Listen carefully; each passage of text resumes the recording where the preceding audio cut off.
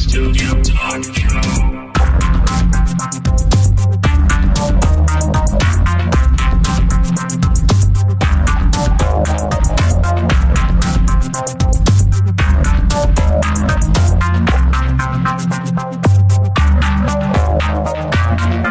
Visual Studio Talk Show.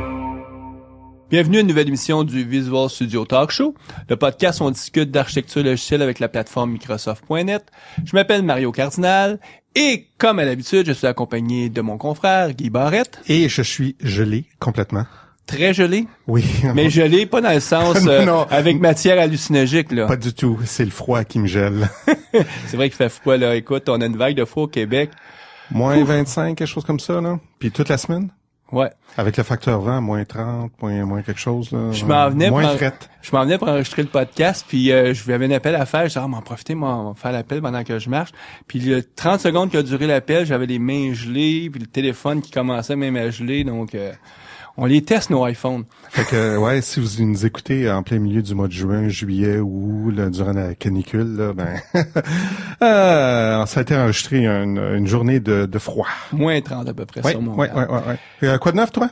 Ben écoute, de mon côté, moi je suis dans une transition au sens où est-ce que je finis un contrat que je faisais depuis 9-10 mois. Là, j'ai fait le rôle de PO pour un développement d'un produit. Puis bon, la firme qui m'engageait, eux autres, c'était clair qu'ils voulaient engager un employé. Donc je les ai aidés à faire la transition pour engager un employé parce que c'était clair que je ne deviendrais pas employé avec eux. Pas que ça Ton serait choix. pas. C'est ça, c'est un choix personnel. Et là, j'embarque dans un nouveau contrat. Puis Cool. bon. Je suis en train aussi de finir les derniers 1000 de mon livre, donc on finit des projets pour pouvoir en commencer d'autres. Combien d'années déjà? Ça fait quasiment 3 ans que je suis là-dessus. C'est l'enfer quand on y pense, là. Tu dois avoir hâte. Ouais, ben écoute, il me reste en tout cas 2-3 semaines, tout le livre va être révisé, puis après ça, là, ça va être la mise en page, ces choses-là, mais c'est de la révision facile. Là. Tu fais ça une fin de semaine en lisant, parce que là, il y a encore un peu de brain de mon côté qu'il faut que j'utilise.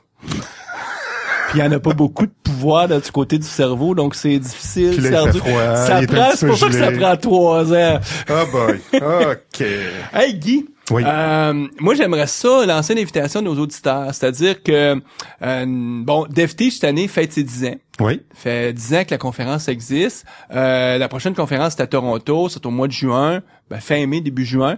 Puis Jean-René qui organise DevTeach, je suis persuadé qu'il va vouloir qu'on fasse tirer une inscription.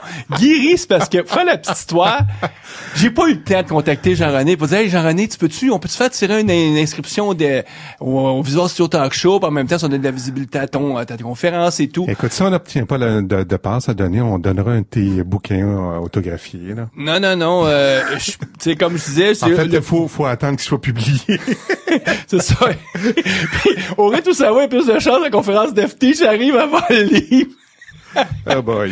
Mais ce que je veux dire, c'est que on va faire ce qu'il faut, nous autres, pour être en mesure de faire tirer au moins une entrée à DevTeach pour les auditeurs. Un tirage, donc ça veut dire participation des auditeurs. C'est en plein ça. Puis là, la façon que j'aimerais que les auditeurs participent, c'est une façon simple. Écoute, c'est un clic, là.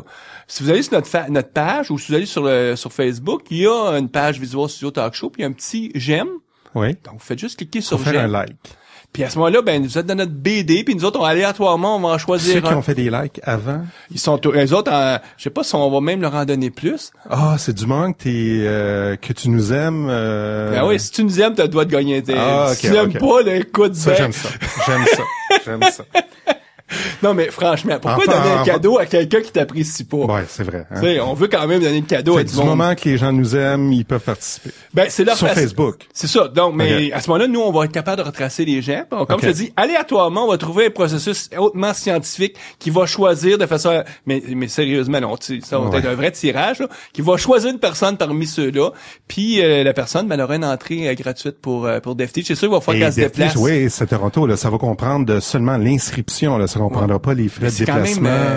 C'est quand même souvent 700-800 $. Donc oui. Puis quoi de mieux que passer 3-4 jours à Toronto au mois de mai? Oui. Hein? Puis en plus, absolument quand tu gagnes, là, ton employeur, c'est difficile pour lui de refuser de te donner des journées. En tout cas, tu sais, quand t'arrives, tu dis, gars, j'ai gagné. Il y a des fortes chances que ton employeur dit, oui, regarde, tu peux y aller sur ton temps de job et tout. Donc, on essaie d'être des bons gars. En fait, cliquez sur like, j'aime sur Facebook. Entre-temps, on va s'arranger pour avoir l'inscription à faire tirer. Ah, on va s'organiser. OK. Écoute, aujourd'hui, on va parler de Urban Turtle, donc la tortue urbaine. Puis j'ai invité deux de mes anciens confrères, Dominique Dany et Guillaume Petitclerc. Bonjour à vous deux. Bonjour. Salut. Donc le premier bonjour c'était Dominique. Oui. Le salut c'était Guillaume. Ça va bien en plus. Salut c'est vraiment Guillaume. Vous le voyez pas là, mais Guillaume c'est une pièce d'homme, hein. Puis moi je suis timide. Pas pantoute, mais je suis moins imposant que Guillaume. Oui. Vous deux c'est la première fois que vous faites le podcast. Oui. Par contre, en tout cas, c'est pas la première fois qu'on se rencontre. Juste pour la petite histoire, j'ai passé quasiment plus qu'une année avec l'équipe Urban Turtle, avec vous deux. À l'époque, c'était pas embryonnaire, le produit était lancé, mais on était en train de mettre en place la marque et tout. Puis moi, je suis super content de voir que le produit continue, que ça va bien. Puis on va en jaser aujourd'hui là, de tous vos plans, puis où est-ce que vous amenez la plateforme, parce que c'est plus qu'un produit maintenant. Mais la formule, c'est toujours la même. Avant de parler là, des choses le fun de Urban Turtle, on va faire une petite bio, juste pour permettre aux auditeurs de savoir un peu plus qui est-ce que vous êtes. Puis en plus, de pouvoir connaître plus vos voix, dire bon, ok, là, c'est Dominique qui parle. Puis je vais commencer par Dominique, puis on va aller avec Guillaume après. Donc, Dominique, toi, ça fait presque 4 ans maintenant là, que tu es le PO, donc le chef de produit de Urban Turtle. Oui, exact. J'ai joint Pixis il y a 5 ans. Puis ça fait... En fait, on a lancé les débuts du développement de Urban Turtle quelque part à l'été 2008. Donc, ça a été débuté par JC, avec Jean-Christophe Huet, qui a fait aussi Green Hopper, qu'on a vendu à Atlassian. Donc, lors de la vente d'Atlassian, JC est parti en Australie en même temps que le produit. C'est souvent ce qui arrive quand tu vends un produit, la compagnie qui t'achète, elle dit j'achète pas juste le produit, j'achète les gens. Exact. Fait que moi j'ai été comme le deuxième PO, j'ai pris la rescousse et j'ai gardé Urban Turtle, qui s'appelait dans ce temps-là d'ailleurs Green Hopper for TFS, qu'on a dû renommer suite à cette vente-là. Puis à l'époque, moi je me souviens de vous avoir rencontré en 2009 à la conférence Agile.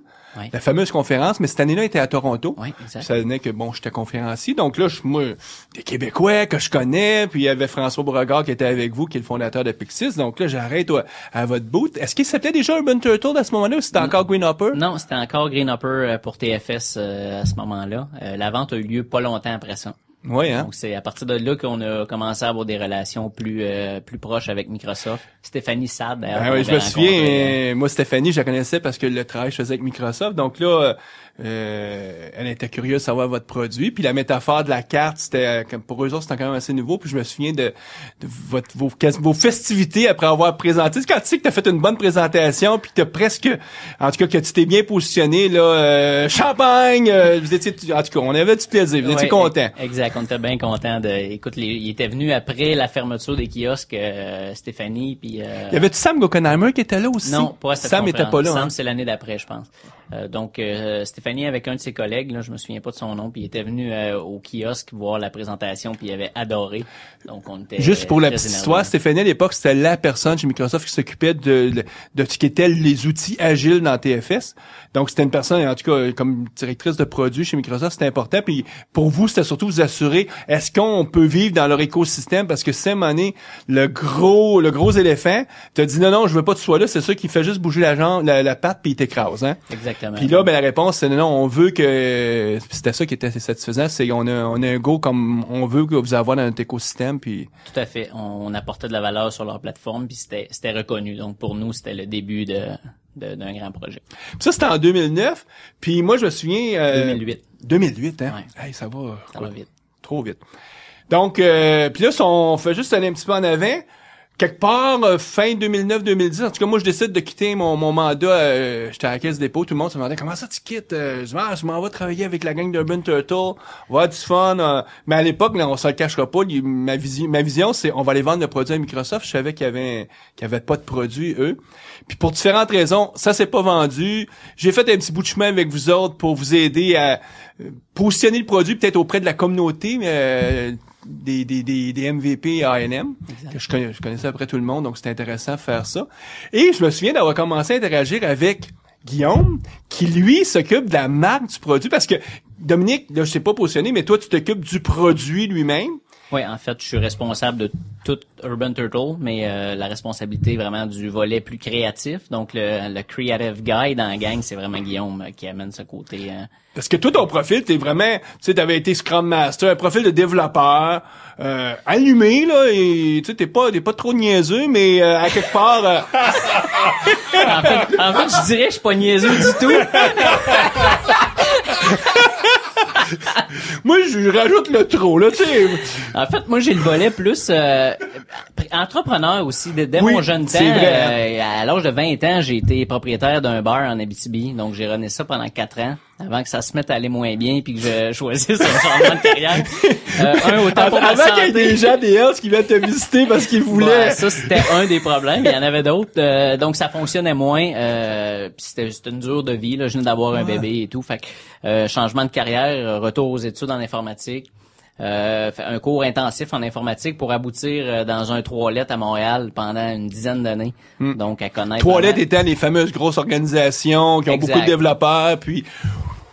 Ou finalement, leur objectif, surtout, c'est peut-être très péjoratif ce que je veux dire, mais c'est ils veulent que te facturer. Ils veulent que tu sois chez un client en train de faire des On est heures. surtout là pour facturer des heures, exactement. Donc, une dizaine d'années dans un contexte comme celui-là, pour après ça décider que je voulais essayer d'autres choses, donc de plus aller dans une entreprise qui avait les valeurs plus proches des miennes. C'est à ce moment-là que j'ai joint Pixis il y a 5 ans. Puis toi, rapidement, chez Pixis, en tout cas, t'as vu qu'il y avait une opportunité de partir quelque chose du côté produit, puis c'est ce qui t'a amené à être avec l'équipe Urban En fait, Turtle. j'ai joint Pixis pour démarrer une offre de service en intelligence d'affaires agile. Donc, moi, mes dernières années à CGI, pour ne pas les nommer, j'étais chez un client, je faisais l'entrepôt de données, donc j'étais responsable de l'entrepôt de données. Puis je voyais l'intérêt de l'agilité dans un contexte de BI, donc je suis arrivé à Pixis pour démarrer ça. Puis comme souvent à Pixis, on était un petit peu trop en avance sur le marché. Donc on a décidé de mettre ça sur la glace quelques temps. Puis là, je suis devenu PO, donc responsable de produit.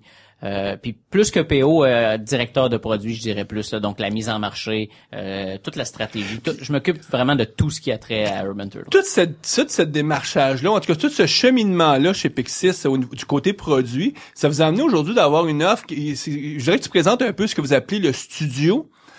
Qui est finalement la finalité de toute cette évolution-là. Comment on mixe des produits, un peu de conseils, puis là, maintenant... Exact. On va arriver prochainement, justement, à Pixis, là, avec un nouveau site web qui va démontrer comment on organise la structure de l'organisation.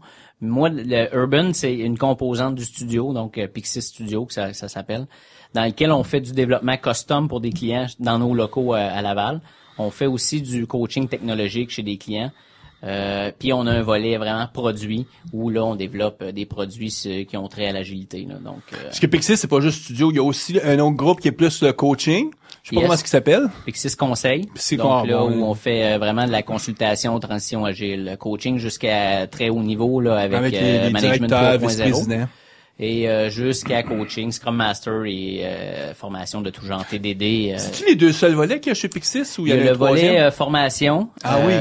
Qui va s'appeler Pixis Campus. J'espère que je lâche pas des scoops, mais peut-être qu'on aurait eu des scoops au Visual Studio Talk Show. Mais c'est vrai, écoute, formation, en tout cas, je peux pas parler pour je sais que vous avez aussi donné beaucoup de formation en Europe, surtout en France et en Suisse, mais à Montréal, à peu près tous ceux qui sont fait former, en tout cas dans les premières années, ont tous passé par l'école Pixis. Je me souviens plus du nombre exact, là, mais plus de 2000 Scrum Masters certifiés par Pixis. Là, on donne beaucoup de management 3.0. Formation TDD, en tout cas tous les types de formations reliées à l'agilité, on est vraiment présent dans le marché francophone. Je dirais plus que montréalais, le marché francophone, autant la France que le Canada. En fait, l'intérêt avec Pixis, c'est justement qu'on forme du développeur à aller jusqu'au président de la compagnie. Donc, on intervient dans toute l'entreprise avec l'expertise des plus de 10 ans maintenant de Pixis dans l'agilité là, pour aider les organisations à vraiment bien entreprendre des projets de développement logiciel agile. Guillaume, toi, tu te joins à Pixis 2008 ou 2009? 2010. En mai 2010, ouais. Ça va faire. Donc, à peu près en même temps que moi, là. On était vraiment dans les mêmes périodes. Puis, à l'origine, est-ce que c'était clair d'entrée de jeu quand il s'est joint qui travaillerait avec l'équipe Urban, où il a vu le produit, il a trouvé avec la gang le fun de dire, on va faire notre place. C'est comme ça s'est passé ou? Gang le fun. Non, non, je suis entré à Pixis, en fait, au début pour m'occuper des sites Internet. Ah oui, il y avait une claire à fonte, tout ça. Exact. Mon premier projet a été de livrer le site Internet de Pixis. Mais à l'époque, c'était pour le 10 ans, hein. Je pense qu'il y avait, à cause du 10 ans, vous vouliez tout faire une refonte du site web. Exact. Puis après, par affinité, intérêt et oui, effectivement, la gang était cool. Je dois l'avouer. J'ai joint l'équipe Urban Turtle afin de les aider à déployer l'image. Oui, parce que puis c'est intéressant parce que c'est rare qu'on positionne ça. Tu sais, les gens pensent produits. C'est sûr que t'as les produits, les personnes qui ont des produits vont penser plus en termes de user story, de fonctionnalité. Mais ça, c'est une facette d'un produit. Mais un produit, s'il n'y a pas une image, souvent, c'est ce qui fait qu'il est pas bien positionné, qu'il est pas bien compris par la clientèle. Puis j'expliquais que moi, je vois le site évoluer, en tout cas de Urban Turtle depuis, ça fait quand même 2 ans que je suis plus là.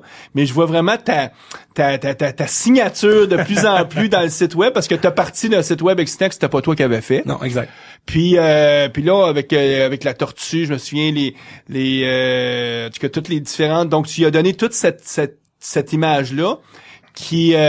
Comment on pourrait la présenter, l'image? Parce qu'il y a un petit côté révérencieux dans la tortue. Ouais, exactement. C'est drôle parce qu'on travaille encore, évidemment, une marque. C'est pas juste une image. Donc, l'image d'Urban Turtle, quand je suis arrivé, était quand même bonne. Sauf que le défi qu'on a eu avec l'équipe, c'est d'en faire une marque. Donc, d'y donner une personnalité. Limite, lorsqu'on arrive sur le site Internet, on sait déjà à quoi s'attendre dans les communications qu'on va avoir avec l'équipe lorsqu'on essaye le produit. Donc déjà d'établir l'espèce de poignée de main avec le client. Puis le défi, parce qu'à la base, Urban Turtle, moi je me souviens, les gens sérieux, quand ils disaient « Comment s'appelle votre produit? » Tortue urbaine? Là, tu sais, c'était toujours « Qu'est-ce que ça veut dire? » Puis là, on partait à rire, on disait « Ben, ça veut dire rien, mais ça veut tout dire. » Puis on faisait des blagues en disant écoute, c'est la tortue qui est la plus rapide sur la planète, regarde, assez sprinté, en tout cas, il y a différents jeux de mots comme ça qu'on faisait avec les gens. Mais à la base, les gens auraient pu trouver que c'est pas, tu sais, que ça aurait pu être vu comme perçu comme étant pas un produit sérieux, puis il fallait tout quand même positionner, puis c'est quand même un produit sérieux. Aujourd'hui, la plateforme, je pense qu'elle est bien reconnue, mais garder son petit côté... puis c'était ça qui était difficile, si je me trompe. Hein? Je pense que c'est vrai ce que tu dis dans les premières conférences agiles où on allait avec notre boot, avec une tortue dessus, avec un pétard en dessous d'elle, puis l'allumette qui l'allumait, ça. Les gens, ils nous regardaient un peu bizarre et ils nous disaient qui sont ces gens. Puis tu vois qui mâchouille l'anglais parce que veut pas... un petit accent québécois. Donc assez vite on s'est fait remarquer, puis ce qui est le fun, c'est que au fil des années on s'est fait remarquer, mais aussi les gens ont dit hey, eux autres ils ont une marque cool. Donc c'est pas sans rien enlever au nom Microsoft Project, avec le nom Urban Turtle on est ailleurs. Donc c'est vraiment une marque, c'est vraiment plus quelque chose qui vient du monde Google, du monde Facebook, du monde, tu sais, le nouveau Web 2.0 où nous on voulait vraiment donner une marque plus cool. Puis quitte à prendre des risques d'aller dans une conférence où les gens sont pas habitués à des noms comme celui-là, puis vivre avec. T'sais. Puis heureusement que vous ayez choisi ce nom-là, parce que j'étais pas à Pixis lorsque le nom a été choisi, mais c'est beaucoup plus simple d'établir une marque puis une personnalité autour d'un nom qui est sympathique puis qui coule bien à l'oreille que de s'appeler gestion de projet agile Inc. Là, tu sais. Puis là, ça fait très... souvent, Microsoft, c'est malheureux. Ils ont des noms de code qui sont cool. Puis quand ils arrivent avec le nom officiel, là, tu fais comme, plate. Ils se le payent pas jusqu'au bout. Là. Non. Et ça s'en vient. Je pense qu'on voit un changement de mentalité. Écoute, Guillaume, toi, avant de te joindre, parce que toi, ton savoir-faire, là, c'est vraiment tout ce qui est, ce qu'on appellerait le rôle d'intégrateur. Donc, faire la partie visuelle, parce que c'est ce que tu faisais avant d'être chez PC. Tu fais ça encore, veux pas. Mais tu sais, t'as fait ça pendant quelques années, là, juste donner un peu un profil de qui est-ce que t'es. En fait, je vais te surprendre. À la base, ou pas, en fait, assez à l'aise. Je suis un gars de communication, en fait. J'ai fait un DEC en radio puis un bac en relations publiques. Après. Puis, mais t'as un intérêt pour le web parce qu'écoute. À un moment donné, je me suis rendu compte que ça faisait 10 ans que je codais des sites web on the side, puis que j'avais beaucoup de plaisir à le faire. Petit à petit, évidemment, au début, travailler avec le code. Tu commençais avec du PHP ou Oui, HTML au début, coder avec des bonnes vieilles tables. Après, je me suis rendu compte que je pouvais styliser mes tables avec le CSS, donc j'ai connu le CSS. Puis après, de fil en aiguille, je me suis rendu jusqu'à apprendre Photoshop. Illustrator, tous les outils de design. Est-ce que dans une mentalité typiquement pixicienne, est-ce qu'ils ont réussi même à te convertir à faire du Ruby? Non, j'ai encore des boutons. Non, c'est pas vrai. Non, ben je connais pas Ruby. J'ai pas. Ils n'ont pas réussi à me convertir. Ben, il fait du MVC. Oui, c'est vrai. Bon, ça c'est quand même ça la base. Exact. Donc, mais t'as un profil quand même technique là, c'est-à-dire que t'es un designer. Quand on 3 écrans puis t'es pas un communicateur qui fait juste penser, t'es vraiment quelqu'un de pratico-pratique. Ouais, effectivement, je réalise autant que je réfléchis là avec l'équipe.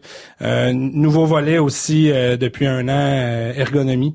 Donc de quoi va avoir l'air l'interaction avec l'utilisateur dans le logiciel avant même de commencer à on va y revenir là-dessus sur l'ergonomie puis tout ce qui est le prototypage, papier, ces choses-là, parce que c'est vrai que c'est fort intéressant. Écoute, on fait une pause. Puis on revient pour parler d'Urban Turtle, pour en tout cas comprendre un peu plus où est-ce que vous en allez.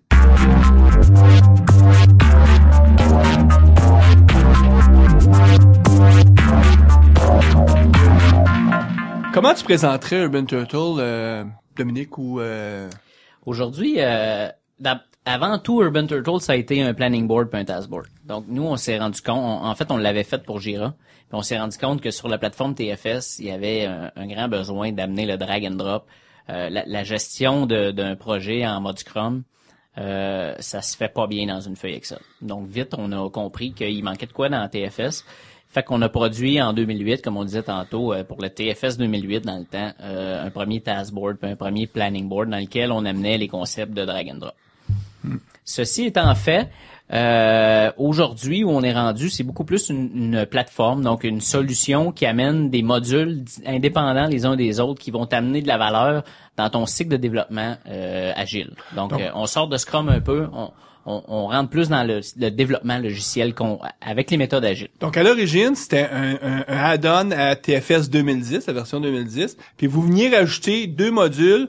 Un tableau de collaboration qui permet finalement de pouvoir gérer les tâches. Savoir si une tâche est dans la colonne à faire, en cours ou réalisée. Exact. Et aussi un autre tableau, mais qui était plus finalement une vue sur ton backlog, où est-ce que là, avec du drag and drop, tu étais capable de déplacer puis de réordonnancer, reprioriser ton backlog. C'était les 2 modules 2010. Exact. Maintenant, en 2012, c'est plus comme un bloc monolithique, c'est une plateforme où est-ce qu'on peut avoir différents types de modules. En fait, c'est pas disponible maintenant, ça va l'être d'ici 2 semaines. Donc, la prochaine release, ce que ça va permettre, c'est d'acheter le module qui te convient. Donc, si tu as besoin d'un planning board, par exemple, c'est pas toutes les organisations qui ont l'abonnement MSDN, par exemple, qui donnent le planning board en 2012.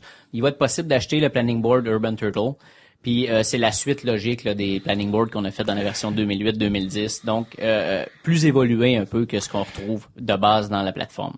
C'est vrai, ce que tu amènes est important. C'est-à-dire que Microsoft, eux autres, sont pas restés à rien faire du côté agile. Hein. Toute la planète entière adopte Scrum. Exact. Puis, ils ont regardé ce qu'avait fait l'équipe Urban Turtle. Ils avaient regardé aussi la compétition. Ils voyaient Jira. Puis donc, ils se sont dit, la métaphore du fameux tableau de collaboration, un task board, ça nous en prend un. Exact. Donc, ils en ont créé un.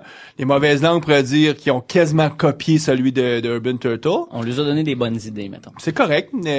Et aussi, il y avait un autre tableau qui était important, qui était le fameux le tableau pour planifier. Yes. Donc, ou la vue sur le backlog. Puis, donc, ces 2 vues-là sont maintenant standards quand t'as la version Premium Ultimate de Visual Studio, tu peux avoir accès à ça. Exact. Sauf que si tu as juste une version professionnelle, c'est-à-dire que tu n'as pas décidé de payer le 5-6 000 $, mais payer juste 500 600 $ que coûte la professionnelle, ou si tu as la version express, T'en as pas de tableau. Microsoft dit, garde ça, c'est pour notre version à 6 000 $. Exact. Donc, à ce moment-là, il est possible d'ajouter Urban Turtle. Ça va te donner notre taskboard, donc qui est comparable à celui de Microsoft avec quelques fonctionnalités plus avancées. Le planning board et d'autres modules. Donc, le futur de Urban Turtle, c'est d'ajouter des modules sur la plateforme de 2012 pour aider la plateforme à être encore plus agile. Puis ces modules-là, il y en a beaucoup que Microsoft a rien pour faire ça. Exactement. Un bon exemple, là, c'est les deux modules qu'on a déjà, qui est le Estimation Board, puis un qu'on appelle pour l'instant le Fast Track. Ça pourrait changer, là. On va merger probablement ce qu'on appelle aujourd'hui le Fast Track et le Sprint Backlog pour en faire un module de board custom. Donc, il va être possible d'adapter la solution logicielle à ton process plutôt qu'essayer de changer le process de développement qu'il y a dans ton organisation au software. Donc, on veut vraiment être capable de customiser le board et que ça soit fait sans aucun souci technique. Donc, aujourd'hui, ça se fait. Même avec Urban Turtle, on peut le faire dans des fichiers de configuration XML. C'est un peu la même stratégie avec TFS 2012.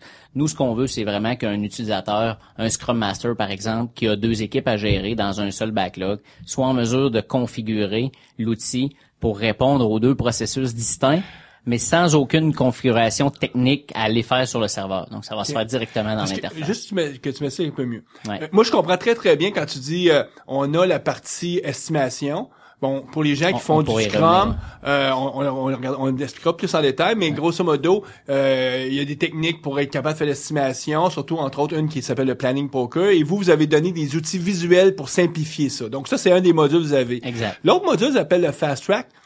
Tu pourrais le résumer comment? C'est quoi la souffrance que vous cherchez à faire? C'est-tu la gestion multiple, plusieurs équipes, un seul backlog ou? En fait, le problème exact, c'est 2 processus distincts pour un même backlog. Donc, si par exemple, on s'en sert surtout pour gérer les interruptions. Donc, ce qui arrive souvent, c'est que l'équipe s'est engagée dans un sprint. Donc, ça, c'est le processus standard Scrum. On a un taskboard, 3 colonnes, to do in progress done. Ça va bien pour faire le développement. Quand on a un produit, on doit supporter aussi la clientèle existante. À chaque fois qu'il arrive un billet, un bug ou une anomalie, on doit ou pas la traiter, cette anomalie-là. Donc, ce qui devient difficile, c'est je peux pas ajouter une anomalie dans mon sprint quand l'équipe s'est déjà engagée à livrer ça. Mm-hmm. Donc, ce qu'on fait, c'est qu'on fournit ce qu'on appelle un fast track, donc un autre board qui est tu peux le customiser avec les colonnes que tu veux, dans lequel tu peux gérer tes interruptions. Donc, c'est un board qui ressemblerait un peu à un Kanban board? Tout à fait. Il y a pas beaucoup de rapports, etc. Là, Kanban, c'est une grosse affaire. Là. Ouais. Donc, on peut dire... Vous voulez pas l'appeler Kanban parce que tant qu'à le faire, vous allez le faire comme faut? Quand on va l'appeler Kanban, c'est parce que ça va supporter le Kanban correctement. Là, pour l'instant, c'est un board multicolonne. Donc, on peut ajouter les colonnes comme on veut. On peut configurer quel état va dans quelle colonne. Puis, ça nous permet de gérer donc un processus différent pour ma maintenance, par exemple, de mon développement régulier Scrum. Je pourrais aussi avoir une équipe qui fait du Kanban, une équipe qui fait du Scrum, deux boards différents, donc un board avec 6 colonnes, puis un board avec 3 colonnes standard de Scrum dans le même projet. Moi, ce que je peux partager avec vous autres, c'est que j'ai eu la problématique dans le livre que j'écris. À un moment donné, je voulais parler du besoin d'avoir des fameux tableaux de ce nature-là pour suivre un processus. Je trouve que c'est quelque chose qui manque, qu'on devrait ajouter en tout cas dans un processus de spécification. Puis ça vient même si tu le fais correctement, c'est pas trop lourd, ça casse pas Scrum. D'ailleurs, je pense que c'est l'idée. Moi, comment j'ai décidé d'appeler ça? J'appelle ça des tableaux de collaboration, ou en anglais Collaboration Board. Okay. Parce que la métaphore, c'est plus sur la collaboration. C'est pas un control board. Tu veux pas contrôler. Tu veux juste que les gens collaborent. Puis effectivement, collaborer, ben ça dépend de c'est quoi ton processus. Puis tout le monde, c'est différent. Ouais, donc, puis je voulais pas l'appeler Kanban board parce qu'effectivement, c'est pas des Kanban board que j'ai besoin par exemple, quand je veux que les gens collaborent pour être capable de faire évoluer des user stories pour les passer, des grosses user stories dans le bas de ton backlog puis les amener en haut, qui soient des belles petites stories prêtes à être planifiées. Il y a un paquet d'activités que tu dois faire. Moi, en tout cas, je trouve qu'avoir un board visuel, donc un aide visuel, un fameux tableau de collaboration comme ça, c'est très puissant. Puis ce que je comprends, votre fast track, ça peut permettre ça. Tu pourrais littéralement mapper, dire ben moi, pour une story, elle doit commencer par être priorisée. Puis quand elle est priorisée au bon niveau, à un moment donné, après ça, on va voir l'illustrer en faisant, par exemple, un storyboard qui est qu'on peut commencer avec un prototype papier. Après ça, du prototype papier, je m'en vais peut-être avec un prototype low fidélité. Puis un coup que j'ai ça, là, je clarifie mes critères de succès, mais à haut niveau. Puis de ça, après ça, là, on fait l'estimation estimation pour voir es-tu trop grosse. Puis quand j'ai fini mon estimation, ben là, c'est soit qu'il faut que je la split, ma story, parce qu'elle est trop grosse, ou, ben garde donc là, elle va être prête à être sprintée. Ça serait un exemple d'utilisation du fast track où on pourrait avoir ces différentes étapes-là qui nous amènent à être prêts à développer la fonctionnalité.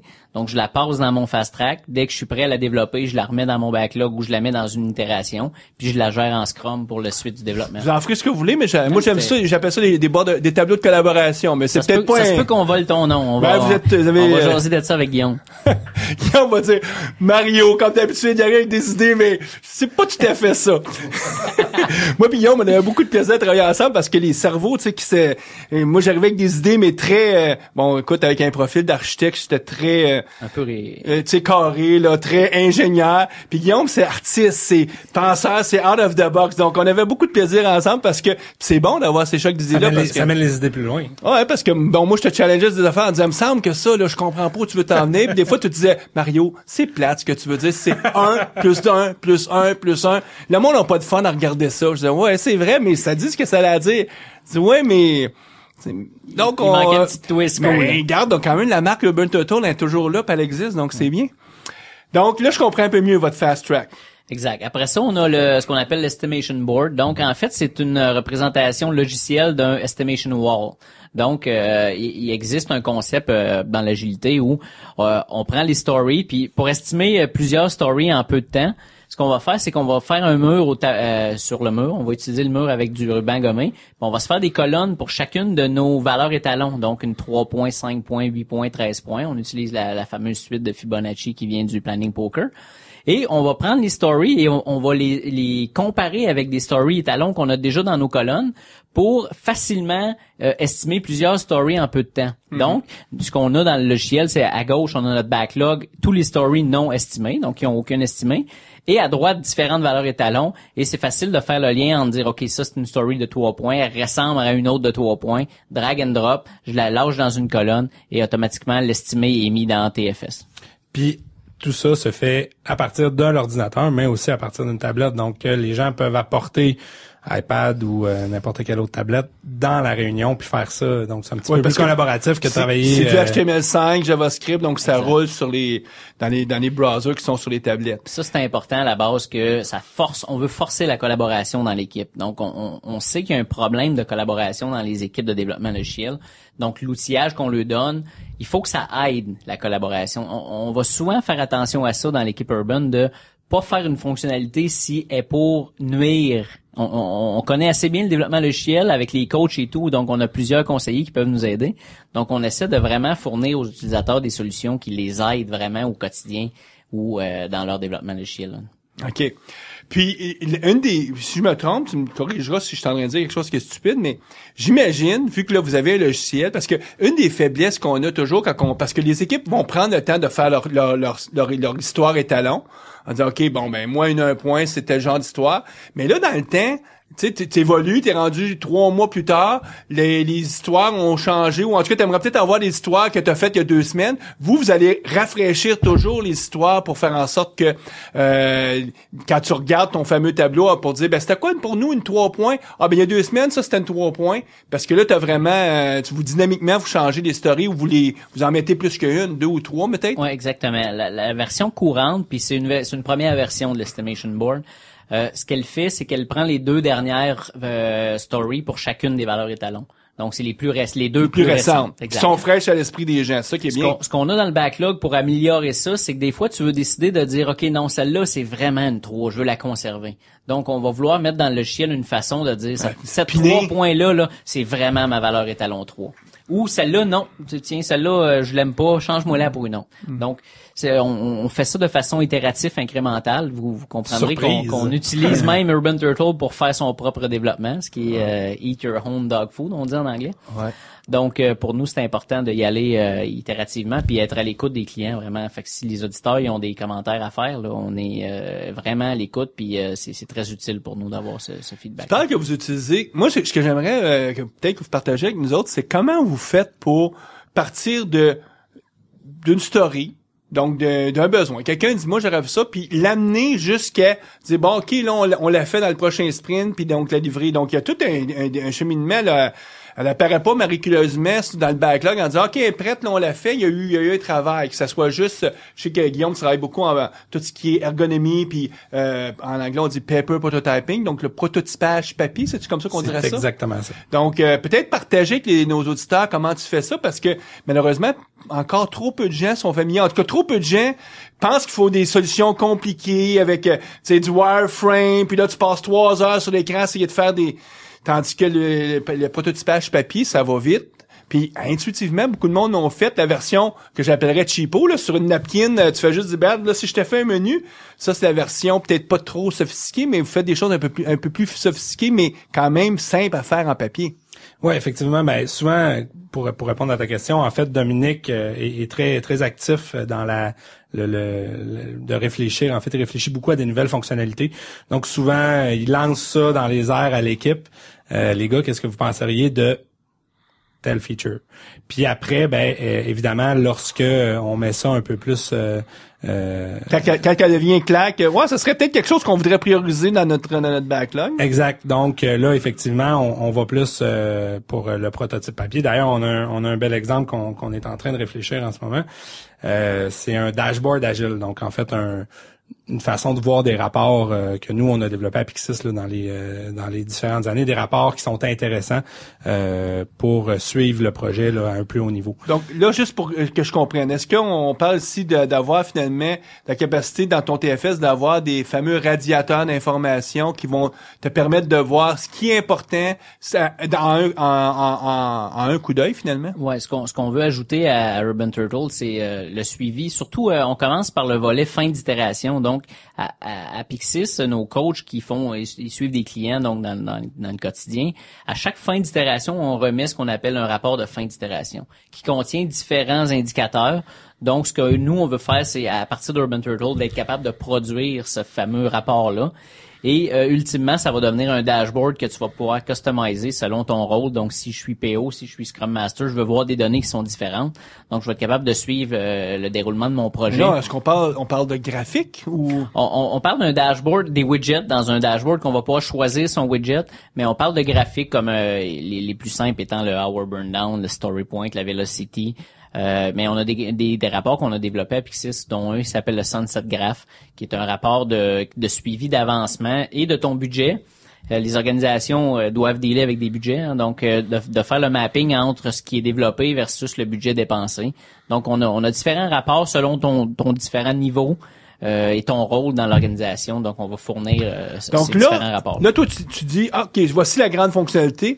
Là, vous divisez ça en histoires plus petites, j'imagine, parce que, tu sais, donc, il y en a une, ça doit être, par exemple, moi, Pas nécessairement non? diviser tout de suite en story. En fait, en ce moment, ce qu'on est en train de faire, ce qu'on a fait, en fait, c'est vraiment le paper prototype. Donc, on a discuté vite avec Dominique. Dom me disait, moi, je pense qu'on devrait faire telle affaire, tel graphique, tout ça.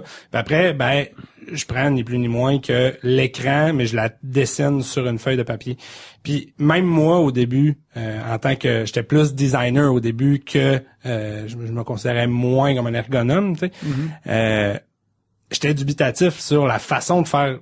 Pourquoi qu'on ferait un dessin sur une feuille alors qu'après je vais le transcrire de toute façon sur l'ordinateur avec Photoshop ou n'importe quel autre logiciel. Mais la valeur que ça apporte, c'est assez impressionnant en fait, parce que c'est beaucoup moins long de changer une ligne, d'effacer la ligne, de dire non, ça va pas à la bonne place. Puis de collaborer, en fait, la collaboration est super importante pour nous. Mais là, la collaboration, vous la faites juste entre vous l'a faites avec des potentiels clients? On l'a fait aussi avec des clients. Donc, c'est sûr qu'au début, on collabore à 2, à 3, à 4 avec l'équipe. Puis après, la beauté de la chose, c'est qu'on va présenter ça aux clients. Donc, on arrive avec nos feuilles en avant du client. Voici, monsieur le client, qu'est-ce que vous pensez de ça? Bon, puis évidemment avec des interactions, là, on parle de widgets, donc j'ai dessiné mes petits widgets, mes petits graphiques, puis le client va vraiment pouvoir interagir avec les feuilles de papier. Juste pour que les gens comprennent, là, puis tu me corrigeras si je dis quelque chose qui est pas correct, ou en tout cas tu compléteras. Mais littéralement, tu vas simuler ce qui se passe en disant, ben quand je clique avec ma souris, puis là, mettons, le menu s'ouvre, ben là, toi, tu vas prendre une petite feuille, et tu vas tirer ta feuille pour faire comme si le menu apparaît, puis là, je sélectionne pour que concrètement, la personne puisse voir le storyboard, ou en tout cas l'histoire qu'elle est en train de raconter, qui est le vécu qui lui vivrait, pour qu'il puisse se dire, non, c'est pas ça, c'est pas comme ça, là, t'as pas compris. Puis là, tu dis, ah ouais, qu'est-ce que j'ai pas compris? Telle affaire, là, ça n'a pas de sens, ça, là, c'est pas comme ça qu'on pense, ça. Puis là, toi, tu peux changer, puis le fun de ça, c'est qu'en quelques minutes, tu peux dire, OK, donne-moi quelques minutes, tu rechanges, puis tu dis, bon, j'ai-tu bien compris? Puis là, tu refais la nouvelle histoire en fonction de ce qu'il vient de te dire, puis là, c'est dit, oui, c'est ça. Là, tu sais que tu es en train d'avoir la bonne conversation avec cette personne-là. En fait, c'est exactement ça. Puis ça amène une valeur incroyable parce que le client, autant dans d'autres projets, évidemment, en travaillant à Pixis, j'interagis aussi avec sur d'autres projets, en fait, mais ça permet au client de voir tout de suite de quoi va avoir l'air son logiciel. Puis bon, pour eux, pour les clients, c'est des signes de dollars à la fin. Donc, c'est beaucoup plus rapide, là, comme je disais tout à l'heure, de changer complètement une fonctionnalité alors qu'il est dessiné sur une feuille de papier qu'après qu'on ait fini de passer 2 semaines en développement. Mais un coup que t'as fini, mettons que là t'as eu une bonne conversation, tu vois, je pense qu'on tire quelque chose. Est bien attaché. Est-ce que tu sens le besoin de faire quand même un Photoshop pour avoir encore de la conversation avec les utilisateurs, ou le Photoshop c'est peut-être plus pour l'intégration avec tes développeurs, ou c'est-à-dire le fameux prototype de basse fidélité, est-ce qu'il est nécessaire quand on travaille avec la version papier? Ben, j'imagine que ça doit dépendre des équipes de développement. Je sais que nous, comme on est itératif incrémental, on aime bien commencer le plus rapidement possible, dans les limites du raisonnable, là, évidemment, à faire le développement.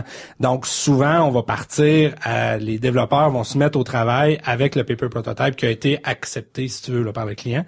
Puis après, moi, je vais mettre mon chapeau designer, puis je vais travailler en même temps qu'eux pour rendre ça beau. Mais produire la maquette finale. C'est ça. Il n'y a pas d'étape entre les deux. Je pense que le papier fait une très belle job, surtout pour valider. Puis ce qu'on se rend compte là, puis le client, il découvre souvent des choses en même temps que nous. Ce qui est la beauté de ça, c'est que on y met la maquette, puis on dit rien. On lui dit, vas-y, amuse-toi avec la maquette. Puis là, il fait juste simuler les clics, etc. Puis des fois, on le voit faire, mais il clique là. Puis ce qu'on s'imaginait qu'il allait faire, c'est vraiment pas la réaction qu'il y a devant cette maquette-là. Fait que ça nous permet de valider ce qu'on avait compris de son besoin. Puis même lui, des fois, il dit « Ah, c'est ça, ça va me permettre de faire ça. Ah ben donc, je vais vouloir aussi cette fonctionnalité-là. » Donc, ça permet vraiment à l'équipe de synchroniser, de mieux comprendre chacun qu'est-ce que l'autre disait, et en plus de définir les besoins correctement. Puis, ce que tu dis, effectivement, définir les besoins, souvent, on a une idée en tant que, puis Dom, tu pourras confirmer ou pas, mais en tant que PO, vous avez toujours une idée de ce que vous voulez. Toujours la meilleure idée, d'ailleurs. Et donc, de transmettre cette idée-là à la base de la fonctionnalité sur une feuille de papier, ça va confronter le PO aussi à son idée. Puis souvent... Le PO, faut qu'il apprenne à lâcher prise. C'est pas trop évident, hein? C'est ça. Puis donc ça permet d'avoir une discussion qui est beaucoup plus riche que si on parle juste d'une fonctionnalité dans les airs sans support, tu sais. OK. Donc là, finalement... si je comprends bien, vous directement, dès que vous avez le OK, vous planifiez la story, puis là, l'équipe part à développer, puis vous faites l'intégration. Puis là, l'intégration, tu la fais plus souvent par après, parce qu'on sait qu'on peut aussi la faire par il y a 2 façons de faire de l'intégration là, quand on travaille avec du design, mais dans ce cas-là, tu peux soit passer avant ou passer par après, dépendant tes échéanciers, puis ton horaire, puis ta disponibilité, j'imagine. Ouais, ben dans l'équipe Urban Turtle, en fait, dans les conditions de succès, ça inclut livrer en production, donc quelque chose qui est livrable en production, en fait. Ouais. Donc le design est inclus dans nos conditions de succès. Fait que on se la fait full contact, disons, là, au niveau de l'intégration, mais ça donne des bons résultats. Donc j'ai appris à faire moi aussi un design qui est itératif et incrémental. Donc souvent les gars me demandent par exemple qu'est-ce que tu penses de tel bouton. on fait un bouton, je fais un bouton, il est livré, Faut il partir quelque fonctionne. part. C'est ça. Puis après ça, dans les itérations subséquentes, moi aussi en tant que designer, je vais itérer mon design, puis on va réintégrer encore, puis pour rendre ça plus long. Ça, c'est quelque chose que les designers ont de la misère. Leur dire, t'as pas besoin de faire la perfection, perds pas trop de temps. Mais t'as aucune idée comment que c'est tough de faire ça. En fait, je pense le défi pour un designer, c'est que tu peux débuter le design et à peu près jamais le terminer. Donc, il y a où la gradation de perfection, là? À un moment donné, il faut que ça s'arrête. Le just good enough en agile, là, il faut que ça s'applique aussi aux designers. Puis c'est des artistes, hein, les designers. Fait que si tu le fais arrêter leur élan de création en plein milieu, ben souvent t'as une petite réaction. Fait que là, faut gérer des relations humaines et fait que ça amène certains défis, mais écoute, on a eu du plaisir au début avec Guillaume. Moi, je viens de passer 10 mois avec un super designer, fabuleux. Puis justement, non, ok, c'est assez, on n'a plus besoin. Non, mais là, non, plus besoin, c'est assez bon, là, je veux qu'on intègre parce que regarde, le sprint s'en vient, là, on est rendu mardi, on livre vendredi, donc on intègre. Puis c'est difficile. Mais c'est vraiment difficile de s'arrêter sérieusement parce que quand on voit, tu sais, aller sur n'importe quel site de design, les sites internet aujourd'hui sont tellement léchés puis pixel perfect que c'est confrontant dans notre job. C'est le même qu'on a appris, tu sais, c'est comme ça qu'on nous a formés à faire notre job. C'est que le pixel, il est là pour une raison, il est à la bonne place, puis c'est toujours, il y a toujours une raison, tu sais. Donc d'arrêter le design au good enough, ça s'apprend. Mais c'est difficile. C'est comme demander à un peintre d'arrêter sa peinture en plein milieu. C'est regarde, non, elle est belle ta peinture, arrête-moi ça là, c'est parfait. Ouais. Tu sais, ça se peut que t'aies une petite réaction là. Mais ça s'apprend. Exact. Ouais. Mais ça fait partie du cheminement parce que c'est peut-être un peu moins vrai, mais il y a des développeurs aussi à un moment donné, c'est comme garde là, tu sais. Ah, c'est vrai dans le code autant. C'est ça, tu peux refactoriser. Exact. Il n'y a pas de limite à faire du beau code là. Donc tu peux refactoriser pendant des semaines. Là. Puis à un moment donné, ce qui est important, moi j'essaie de beaucoup lui ramener ça, c'est beaucoup la qualité externe du logiciel. Donc, ok, je suis d'accord que ça prend du code qui se maintient. Donc, on veut soutenir cette plateforme-là sur plusieurs années. Donc, faut vraiment y penser correctement. Mais à un moment donné, ce qu'il faut voir, c'est y a-tu des bugs à la fin. T'sais, nous, on livre des versions à tous les mois. Donc, c'est important de livrer de la qualité. Mais le nombre de bugs qui nous revient est pratiquement nul. Donc, tu sais, à un moment donné, on peut ajuster notre niveau de faire du code de qualité, oui, mais sans venir fou. Donc, c'est aussi vrai pour le designer. Puis, Guillaume, il a amené un bon point. Le fait de le mettre dans les conditions de succès de la livraison d'une story, ben, ça force l'équipe à s'organiser puis à livrer du travail complété. Donc, ça, au début, on le faisait pas comme ça. Puis je pense que c'est un truc, un bon truc. Pour nous, en tout cas, c'est utile.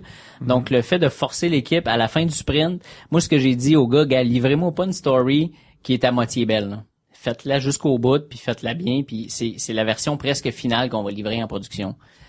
Fait que ça, ils l'ont bien intégré, puis ils font une bonne job là-dessus. Je pense que c'est utile de faire ça de cette façon-là. Puis de rentrer ça dans les conditions de succès, en fait, ça implique l'équipe. C'est souvent, justement, Jean-René Rousseau, un pixicien qui donne sa conférence sur les architectes dans les équipes.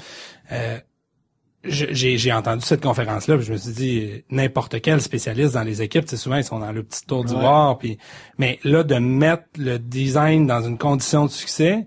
C'est toute l'équipe qui travaille. Exactement. Donc, les développeurs s'engagent aussi à livrer quelque chose de beau. Donc, ça améliore encore la collaboration.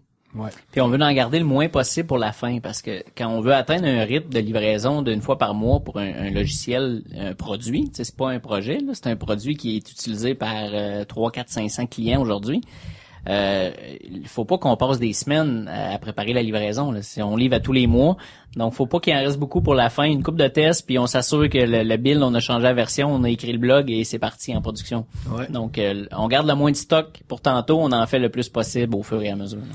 Ça, là, tu le disais, donc, plus de 500 clients maintenant qui utilisent Urban Turtle. Donc, on dit, maintenant... 650. 650 en plus. Donc, bravo. C'est lui qui fait le site web ici. Donc, maintenant, là, pour sur la plateforme 2012, c'est une plateforme, ce que vous faites. Puis, donc, mais ce qui va être triste pour certains de nos auditeurs qui disent, waouh, ça a l'air cool, cette affaire-là. c'est pas gratuit. Faut qu'il malheureusement là, ça vient pas. Il y a beaucoup de gens c'est comme comment ça c'est pas gratuit, ben c'est parce qu'il faut payer là. Il y a du monde, il y a des salaires à faire. Ouais, exact. C'est quoi votre modèle? Le modèle, c'est-tu par chaque module va avoir un modèle de pricing totalement différent ou vous avez aussi une vision unifiée comment vous pricez ça? En fait, il va avoir un prix pour la solution. Donc, on peut s'abonner. C'est un abonnement annuel. Donc, on peut s'abonner à la solution complète pour un certain montant par mois. Pour vous donner une idée là, du prix aujourd'hui, pour à peu près 25 utilisateurs, on parle d'autour de 2000 $. Okay, donc, tu divises par 25, 2000. Si on compare au prix que les développeurs sont payés, ça fait pas une grosse dépense pour leur donner des outils plus productifs. On parle à peu près 50 $ par développeur en plus par année, là. On est autour de 7-8 $ par mois par user. Okay? Fait que c'est ça le range de prix. Ce qu'on va permettre dans le futur, ce qui est vraiment bon pour les clients, c'est qu'ils vont pouvoir choisir les modules qu'ils veulent. Donc, par exemple, moi, je veux l'estimation board. Je me contente du taskboard planning board que Microsoft me donne. Mais les séances d'estimation sont difficiles, donc je vais acheter l'estimation board. Il va avoir un prix uniquement pour ce module-là. Le prix exact, je l'ai pas. C'est quelques dollars par mois par utilisateur. Probablement que comme c'est un module qui va être utilisé, ça va dépendre. Il y a certains modules qui vont être par utilisateur, puis d'autres modules qui sont plus utilisés en équipe, ça va être un prix pour unlimited user. Donc, okay. Dépendant des modules, il va y avoir un modèle de prix différent. Mais on peut s'attendre à rester dans les mêmes grandeurs, là, donc des modules à 250, des modules à 500, dépendamment de... Ça, vous n'êtes pas dans le produit à 10 000 $? Non. Vous n'êtes pas non plus dans le produit qui ça, c'est important. On veut pas construire une business avec 12 vendeurs à Laval assis en ligne qui font des cold calls, là. Nous, on est vraiment sur un modèle de vente en ligne direct. Donc, puis c'est ce qu'on est en train de mettre en place dans le logiciel. Ça va être possible dans le logiciel, pour un module que vous avez pas présentement, ça va être possible de l'acheter directement à partir de Urban Turtle, mettre votre carte de crédit et cliquer Activate Now et le logiciel va se mettre à marcher.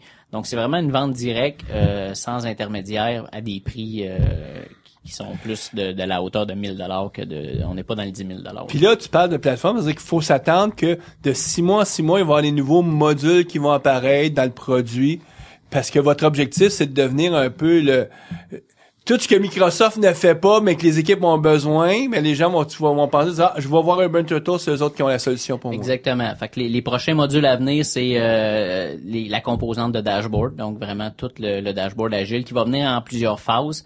Selon le rôle, on va attaquer différents rôles selon les phases. Donc pour les prochains mois, ça va être ça. Après le premier rôle que vous visez, l'avez-vous déjà décidé? Oui, c'est tout le reporting autour du Sunset Graph. Donc vraiment avoir un snapshot à la fin de mon itération sur je m'en vais où face à mon budget, face à ma consommation, ma livraison. Plus pour un chargé de projet agile. Puis peut-être même directeur du développement. Donc, je trouve qu'il y a vraiment une problématique aujourd'hui dans TFS. On répond bien au tooling pour les développeurs. On donne pas grand-chose. Même PO, là, ça commence à être difficile. Ouais. Donc, en haut de ça, là, il y a pas grand-chose. Donc, on va vouloir fournir des outils pour ces gens-là. C'est vrai que les gens ont pas beaucoup de visibilité sur... Microsoft, le message, c'est pognez tout ça puis ramenez tout ça dans Microsoft Project puis on va vous donner toutes sortes d'espèces de rapports. Mais on va vous ramener dans un schéma plan-driven ou piloté par un plan, ce qui est pas du tout l'agilité. Donc. Puis je pense que c'est pas mauvais de faire ça dans Microsoft Project si on le fait bien. La problématique, c'est de mettre en place tout ça connecté ensemble. Ça demande des skills qui sont normalement pas présentes dans les organisations. Un serveur. Exact. Donc nous, ce qu'on veut fournir, là, c'est vraiment un self-service. Donc un VP ou un directeur du développement dans une organisation dans laquelle il y a TFS 2012, il peut aller lui-même activer la fonctionnalité, mettre sa carte de crédit, puis bingo, il a son rapport, puis il sait où est-ce que ses équipes s'en vont. C'est ça le concept. Pas d'intervention de l'admin TFS et etc. Tout ce que ça peut demander. Après ça, on veut s'en aller vers... on parlait tantôt de board, là, donc vraiment la notion de board, mais des custom boards. Donc, supporter le Kanban, mais aussi d'avoir plusieurs boards qui s'adaptent à ton processus de ton entreprise, plutôt que l'inverse, d'avoir adapté son processus à l'outil qu'on a choisi. Donc, de pouvoir se faire des tableaux de collaboration à la demande. Exactement. Le Scrum Master, il y a une équipe qui fait je sais pas quoi, il va pouvoir y faire un custom board pour cette équipe-là. Fait que ça va être directement encore dans l'interface. Ça a passé évidemment par des fichiers XML là, toujours avec une Sans facilité. avoir besoin de quelqu'un qui va modifier le gabarit TFS. C'est ça, avec une facilité d'utilisation. Là. Puis à plus long terme, tout le volet mobile. Donc on croit vraiment que le mobile va prendre une place en entreprise éventuellement. Donc c'est pas le cas aujourd'hui, mais avec l'arrivée des nouvelles tablettes, je pense que de plus en plus on va se mettre à avoir des mobiles puis des tablettes dans le monde des affaires. Donc on veut vraiment aider les équipes à améliorer leur cycle de développement avec des outils comme ceux-là. On peut penser à prendre une photo d'un whiteboard et de l'attacher à un work item directement avec son iPhone. On peut penser à diviser une user story, par exemple, en tâches à l'aide de mon iPad. Donc, ça me permet qu'on est dans une salle, on collabore autour de diviser le travail. On peut le faire facilement avec un iPad. Donc, tout le monde du mobile va être un monde auquel on va s'attaquer. Dans les prochains mois aussi, on va vouloir investir donc dans la marque. Évidemment, Urban Turtle n'est plus seulement un planning board, un task board, mais beaucoup plus que ça. Donc, on veut devenir une marque reconnue pour quelqu'un qui fournit des solutions smart. On appelle ça en anglais Smart Agile Solution. Donc, ce qu'on fait, c'est qu'on s'assure que les fonctionnalités qu'on produit, c'est vraiment des solutions réfléchies qui règlent un vrai problème dans les équipes de développement. Donc, on va aller valider ça avec nos clients. Puis on va fournir ça. Donc, on est en train aussi de construire une marque qui va nous permettre de fournir tous ces différents modules. Si je me trompe, Guillaume, toi, t'es principalement impliqué à ce niveau-là, là, toute la vision sur la marque. Puis c'est pas un métier que les informaticiens, en tout cas nos auditeurs, sont très familiers. Comment on peut, qu'est-ce qu'il faut savoir là-dessus, ça, comme, tu sais, bon, c'est bien bon, on veut créer une marque, mais ça veut dire quoi, créer une marque? Ben, créer une marque, en fait, c'est aujourd'hui, surtout avec Internet, les réseaux sociaux, la présence directe qu'on a avec le consommateur. Créer une marque, c'est tout. C'est la personnalité. En fait, une marque dans ma tête peut très bien se représenter limite comme un humain. Donc personnalité, comportement, des mots-clés qui la définissent. Là, pour la marque Urban Turtle, cool, évidemment, on veut toujours rester avec les petites lunettes fumées, puis donc cool.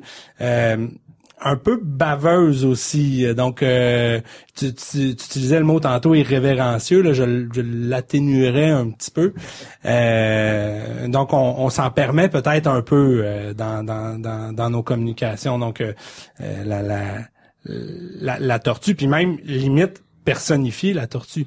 Donc, il donnait un nom, il donnait une image. On le voit beaucoup dans les startups Internet comme Hootsuite qui ont un hibou. C'est FreshBooks qui ont le Bouddha dans le bas de leur page. Donc, vous, la tortue est omniprésente. Puis là, c'est de donner une vie, rendre vivant, rendre sympathique cette tortue-là pour que les gens puissent l'associer. Exact. Puis dans ma définition, c'est ça la différence entre l'image puis une marque. L'image, ça va être ce qu'on voyait, je sais pas, le logo, par exemple. OK, cool, c'est l'image. Mais tout ce qui est autour, tout ce qui vit avec le dit logo, justement, donc quand on ajoute la personnalité, puis la personnification en fait de l'image, ça devient une marque. Puis ce qu'on veut aussi ajouter dans la marque, c'est toute la marque Pixis. Donc Urban, c'est fait par Pixis, c'est une marque qui est forte depuis, on disait tantôt, on a fêté notre 10e anniversaire, on est rendu à 12-13 ans. Donc, avec le concept de studio, on va vouloir en faire d'autres des produits. Donc, on veut vraiment commencer à expliquer aux gens, que les gens comprennent que la marque Urban Turtle, c'est une marque qui a été faite par Pixis Studio. On a fait aussi nous Green Upper. Donc, on a d'autres succès d'autres cordes à notre arc. Puis, on veut repositionner aussi cette marque-là dans la marque Studio pour nous permettre un jour d'avoir d'autres produits. On en a déjà d'autres, Thalia par exemple. Et donc, l'objectif ultime, c'est vraiment d'avoir un centre de développement à Laval, à Montréal, qui produit plusieurs produits. Un petit Silicon Valley francophone québécois serait notre rêve cochon. OK. Pas très cochon quand même. Pas si pire. Ben, écoutez, on vous remercie. Je pense que c'est bien intéressant de voir un peu l'état de où est rendu Urban Turtle. Puis en même temps, moi, très content de savoir que, en tout cas, pour ce qui est de l'agilité, ce que nous offre Microsoft dans TFS 2012, c'est pas la fin. C'est une base sur laquelle on peut maintenant s'appuyer pour avoir encore des fonctionnalités plus avancées. Exact. Donc, c'est ça que nous, on va continuer à chercher à faire. Donc, toujours améliorer la plateforme pour la rendre la plus agile possible. OK. Ben, nous, on fait la pause et on revient avec les actualités.